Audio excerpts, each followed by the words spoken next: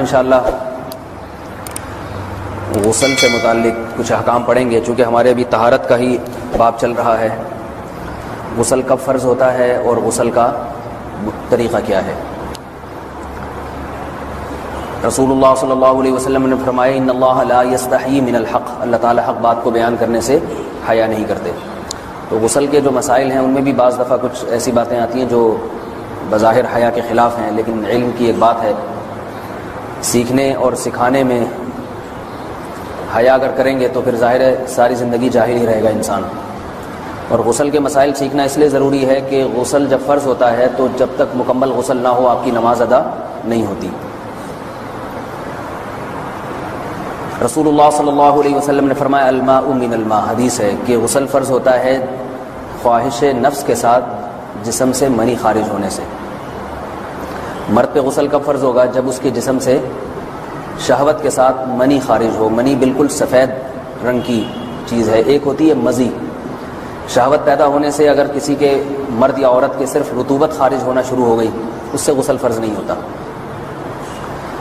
جب تک مکمل شہوت پوری نہیں ہو جاتی اور مادہ منویہ خارج نہیں ہو جاتا، چاہے احتلام کی صورت میں ہو یا کسی بھی طرح سے ہو۔ مردوں کے ساتھ چونکہ یہ بہت زیادہ ہوتا ہے نائٹ فال کی صورت میں، مردوں پر غسل کی یہ صورت بہت زیادہ فرض ہوتی ہے۔ جیسے ہی بلوغت ہوتی ہے تو احتلام شروع ہو جاتا ہے، ہفتے میں 1 دفعہ 2 دفعہ 3 دفعہ، بعض نوجوانوں کو روزانہ بھی 2 دفعہ ہوتا ہے، جبکہ خواتین میں یہ والے غسل کی صورت بہت ہی کم ہوتی ہے کہ ان کو نائٹ فال ہو یا اس طرح سے غسل فرض ہو۔ ہزاروں میں کسی ایک عورت کے ساتھ ایسا ہوتا ہے۔ ایک صورت تو یہ ہے غسل فرض ہونے کی۔ دوسری صورت کیا ہے کہ جب انسان اپنی زوجہ کے ساتھ ملاپ کرے اور انٹرکورس ہو جائے، چاہے اس صورت میں ڈسچارج دونوں میں سے کوئی ہو یا نہ ہو، لیکن دونوں پہ غسل فرض ہو جائے گا، مرد پہ بھی اور عورت پہ بھی۔ یہ تو مردوں کے غسل کے فرض ہونے کا۔ مردوں کے غسل میں ایک چیز یہ بھی ہے کہ اگر آپ نے رات کو نیند کی اور صبح آپ اٹھے اور آپ نے کپڑوں پہ نشان دیکھا، اب آپ کو یہ پتہ نہیں چل رہا کہ یہ منی کا نشان ہے یا مزی کا ہے، تو بھی آپ پر غسل کرنا فرض ہے۔ یہی سمجھا جائے گا کہ یہ آپ خواب میں ڈسچارج ہوئے۔ عورت پر جو غسل فرض ہوتا ہے ایک اور صورت میں ہوتا ہے کہ جب خواتین کو ایام آنا بند ہو جاتے ہیں، حیض یا نفاس سے جب پاک ہو جائیں، تو بھی ان پہ غسل فرض ہے۔ یہ تو غسل کی فرضیت سے متعلق احکام تھے۔ کچھ چیزیں ایسی ہیں جن میں غسل سنت ہے، فرض نہیں ہے۔ جمعہ کے دن غسل کرنا رسول اللہ صلی اللہ علیہ وسلم نے بہت زیادہ تاکید کی ہے۔ سنت کی 2 قسمیں ہیں، سنت مؤکدہ اور سنت غیر مؤکدہ۔ مؤکدہ وہ ہوتی ہیں کہ جن کو چھوڑنے کا اگر کوئی معمول بنا لے تو گناہ کا خطرہ ہے، اور ایسا شخص قابل ملامت ہے، اسے شریعت ملامت کرتی ہے، برا بھلا کہتی ہے۔ تو غسل سنت مؤکدہ ہے، ہفتے میں 1 مرتبہ، چاہے جمعے کے دن ہو یا کسی بھی دن ہو۔ جو مسلمان ہفتے میں 1 دفعہ بھی نہیں نہاتا، وہ کتنا ہی نیٹ کلین ہو، مگر شریعت کی نظر میں وہ قابل ملامت ہے، اسے تانے دینے چاہیے کہ شرم نہیں آتی، ہو مسلمان مگر رہتے ہو بھنگیوں اور چماروں کی طرح۔ ملامت تو اسی کو کہتے ہیں۔ اس کی دلیل رسول اللہ صلی اللہ علیہ وسلم نے فرمایا، صحیح حدیث ہے، حق علی کل مسلم ان یغتسل کل اسبوع مرۃ، کہ ہر مسلمان پر لازم ہے کہ وہ ہفتے میں کم از کم 1 مرتبہ غسل کرے۔ ہر مسلمان پر لازم ہے، چاہے اس پہ غسل فرض نہ بھی ہو۔ اور کس دن بہتر ہے؟ جمعہ کے دن۔ نبی صلی اللہ علیہ وسلم نے حکم دیا ہے کہ جمعے کے دن غسل کیا جائے۔ امام احمد بن حنبل کا مذہب یہ ہے کہ جمعے کے دن غسل کرنا واجب ہے، صرف سنت نہیں ہے بلکہ واجب ہے، لیکن جمہور کا مذہب یہ ہے کہ سنت عمل ہے۔ غیر مسلم جب اسلام قبول کرتا ہے تو اس وقت بھی اس کے لیے غسل کرنا سنت ہے۔ جب ہم مردے کو نہلاتے ہیں تو جو مردے کو نہلائے اس کے لیے بھی خود غسل کرنا افضل ہے، سنت عمل ہے۔ عید کے دن غسل کرنا سنت عمل ہے۔ تو یہ وہ تمام مواقع ہیں جن میں غسل کرنا رسول اللہ صلی اللہ علیہ وسلم کی سنت ہے۔ غسل کا طریقہ کیا ہے؟ غسل میں 3 چیزیں فرض ہیں: منہ بھر کے قلی کرنا، ناک میں پانی ڈالنا کہ ناک کی جو نرم جگہ ہے یہ اچھی طرح تر ہو جائے، اور پورے جسم پہ ایک مرتبہ پانی بہا دینا کہ جسم میں بال کے برابر جگہ بھی خشک نہ رہے.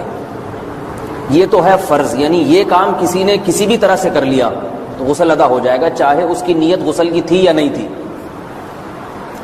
کوئی آدمی چلتا ہوا جا رہا ہے، پھسل کے تالاب میں گر گیا، پورے غوطے کھا کے باہر نکلا، کلی کر لے اور ناک میں پانی ڈال لے تو غسل اس کا ادا ہو جائے گا. البتہ چونکہ نیت نہیں تھی لہذا غسل کا ثواب نہیں ملے گا، ثواب نیت کے بغیر نہیں ملتا انسان کو. دلائل اس کے الگ موضوع ہے کہ اس کی دلیل کیا ہے کہ بغیر نیت کے بھی غسل ہو جاتا ہے، لیکن میں نے بتایا دلائل کا سیشن نہیں ہے، اس میں پھر بات لمبی ہو جائے گی. تو یہ تو ہے فرض، پورے جسم پہ پانی بہانا کلی اور ناک میں پانی. سنت طریقہ کیا ہے؟ رسول اللہ صلی اللہ علیہ وسلم غسل کیسے کرتے تھے؟ سنت طریقہ جس پہ جو اختیار کرنا چاہیے وہ طریقہ یہ ہے کہ جب آپ غسل کے لیے بیٹھیں تو سب سے پہلے وہ جگہ دھوئیں جہاں نجاست اور ناپاکی لگی ہوئی ہے. نائٹ فال ہوا، کسی کو احتلام ہوا، تو جہاں جہاں گندگی لگی ہے پہلے اس جگہ کو دھوئیں. استنجا کریں، شرمگاہ کو دھوئیں اچھی طرح. سمجھ رہے ہیں بات کو؟ اس کے بعد ہاتھ دھوئیں اور مکمل وضو کریں جیسے ہم عام حالات میں وضو کرتے ہیں. مکمل وضو کرنے کے بعد دائیں کندھے پہ پانی ڈالا، لیفٹ سائڈ پہ پانی ڈالا. پہلے زمانے میں تو چلو سے غسل ہوتا تھا، ہاتھ دھو لیے تو اب چلو سے پانی لے کے یہاں ڈالا جا رہا ہے، چلو سے پانی لے کے یہاں ڈالا جا رہا ہے، پورے جسم پہ ملا جا رہا ہے، اور چلو سے پانی لے کے 3 دفعہ سر پہ ڈالا جا رہا ہے. تو آج کل چلو ولو تو ہے نہیں، شاور کے نیچے جا کے کھڑے ہو جاتے ہیں.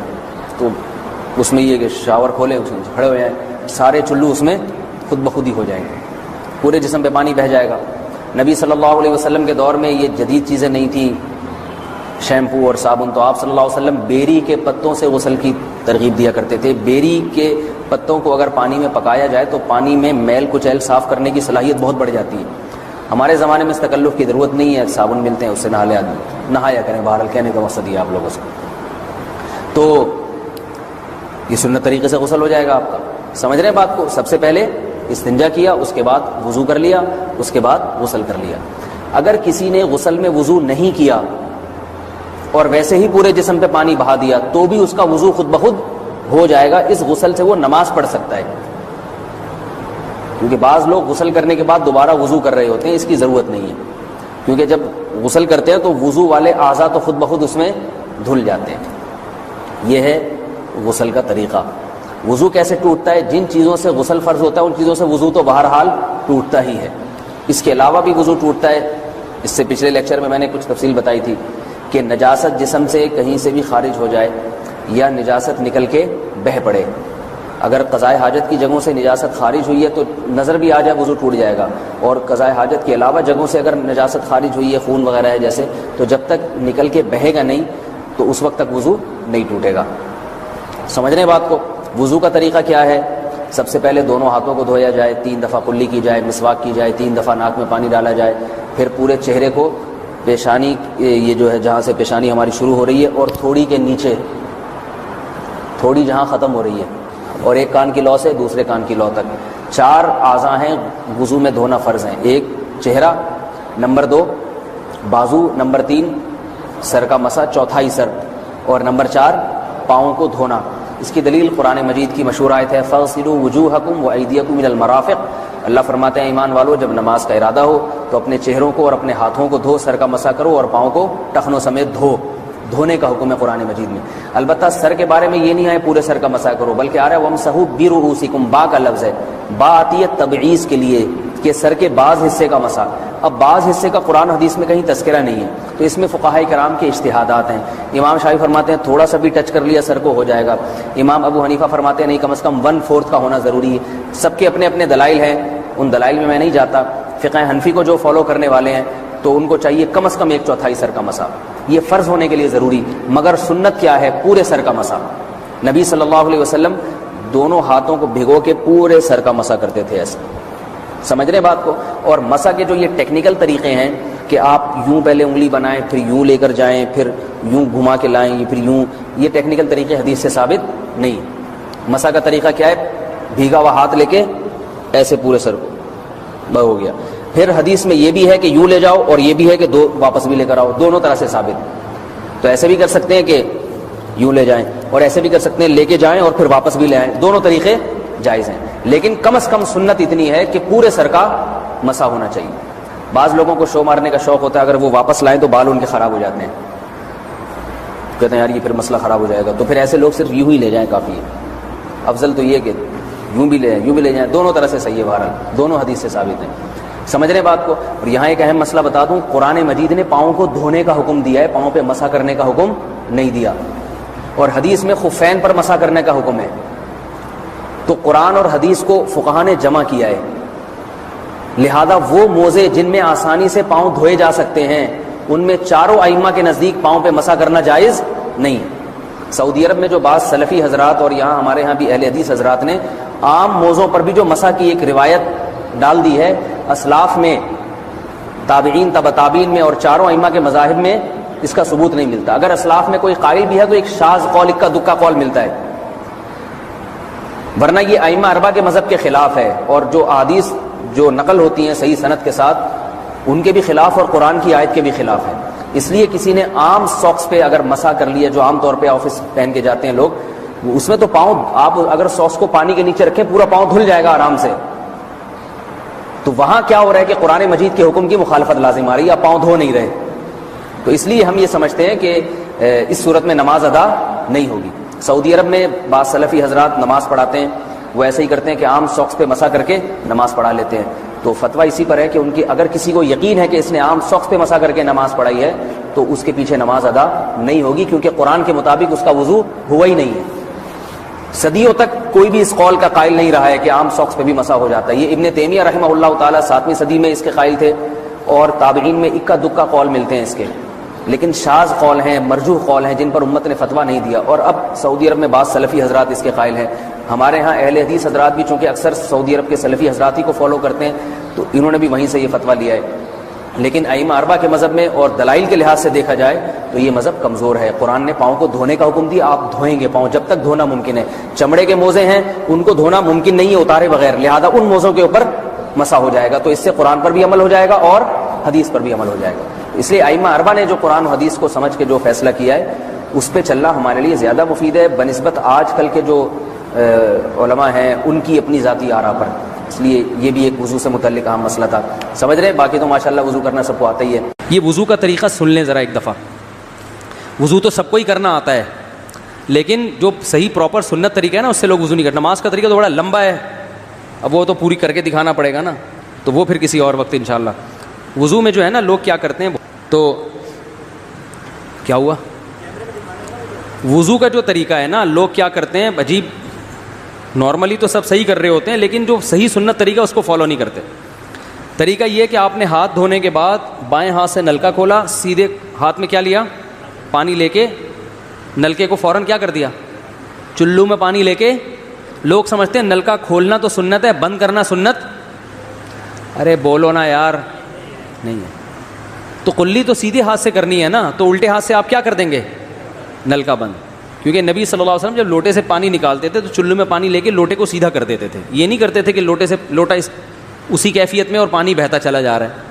تو آپ نے نلکے کو لیفٹ ہاتھ سے کھولا اور چلو میں پانی لیا اور فوراً نلکے کو کیا کر دیا، بہت زور سے بھی بند نہ کریں، اس کا واشر خراب ہو جاتا ہے، بس آرام سے بند کر دیا. کیونکہ وہمی ہوں گے نا، وہ یوں کر کے کرتے رہیں گے، نلکے توڑ دیتے ہیں کہ بھئی ایک قطرہ بھی ضائع ہو گیا تو قیامت کے دن کہیں جہنم میں نہ پھینک دیں ہمیں، اس لیے پورے کوئی نمی بھی نہ آئے، تو تھوڑا سا بند کر دیں، ایک آدھ قطرہ ٹپکنے سے کچھ نہیں ہوتا. یہ لیا آپ نے، منہ میں کلی کی، مسواک کی، مسواک نہیں ہے تو انگلی سے دانت صاف کیے، غرارہ بھی کیا اگر روزہ نہیں ہے، ٹھیک ہے. پھر نلکا کھولا، پھر بند کیا، پھر کلی، اس طرح.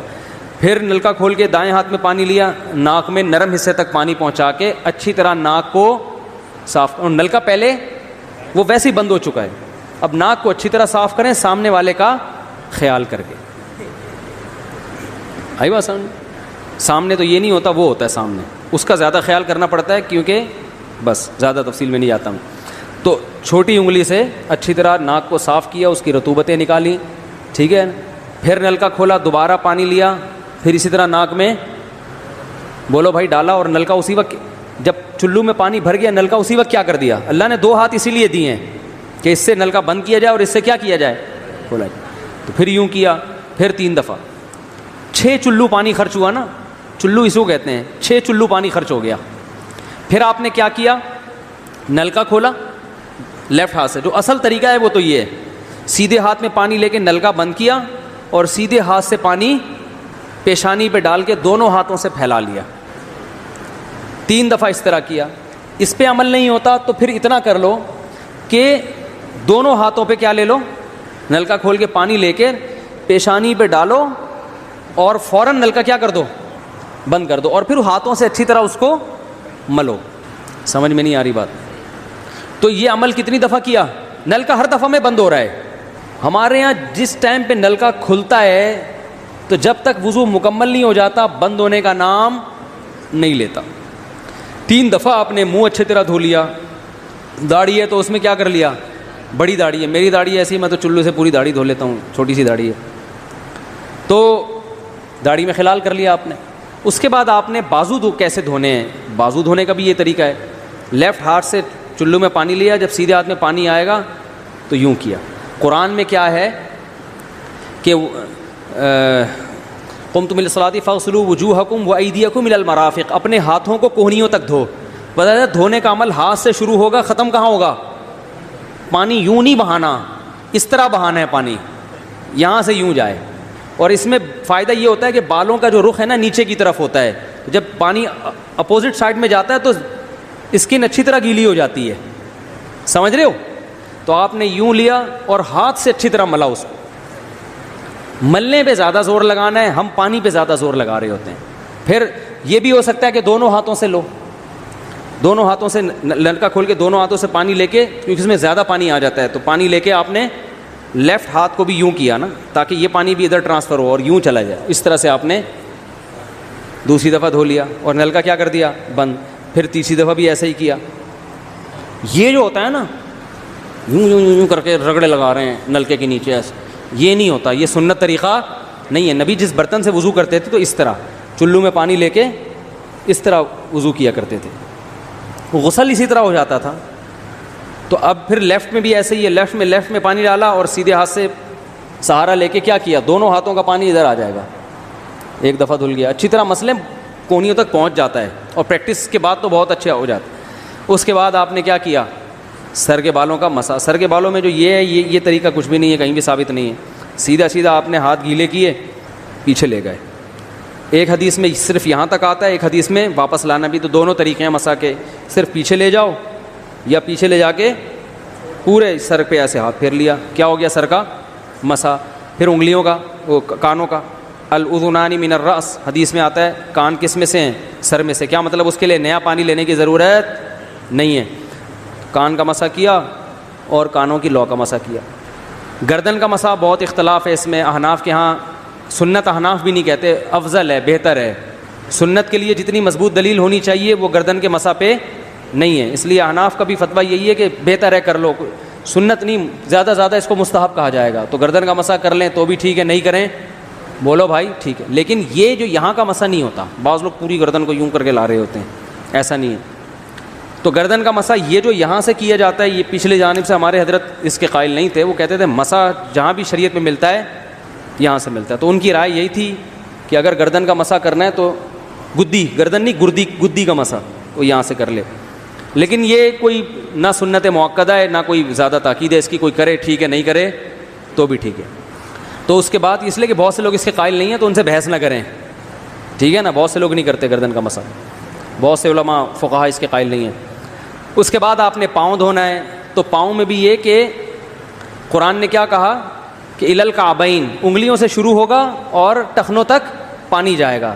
تو انگلیاں رکھیں نلکے کے نیچے اور لیفٹ ہاتھ سے اس کو اچھی طرح کیا کریں, دھوئیں اور انگلیوں کا خلال بھی کریں. تو بہت چند سیکنڈ میں ہو جاتا ہے یہ کام. اور پھر نلکا بند کر دیں. پھر دوسرا پاؤں سیدھے ہاتھ سے نلکا کھولا, سیدھا ہاتھ نلکے پہ رکھیں اور الٹے ہاتھ سے پاؤں دھوتے رہیں. جیسے ہی دھل جائے تو میرا خیال ہے 1 مگہ پانی بمشکل استعمال ہوتا ہے, 1 مگہ جو ہوتا ہے نا نہانے والا. لیکن آج اگر جو لوگ وضو کر رہے ہیں نا, ان کا پانی اگر آپ دیکھ لو تو بالٹیوں کی بالٹیاں خرچ کر رہے ہوتے ہیں, اور معذرت کے ساتھ کم بختوں کا وضو پھر بھی نہیں ہوتا. پھر بھی ان کو شک ہوتا ہے کہیں کوئی جگہ خشک نہ رہ گئی ہو. تو وہمی نہ بنے, اس طریقے سے وضو کریں, یہ سنت طریقہ ہے. اور قرآن میں بیان بھی یہی کیا کہ یہاں سے شروع کرو یہاں تک لے کے جاؤ. کافی زیادہ ہو گیا ہے.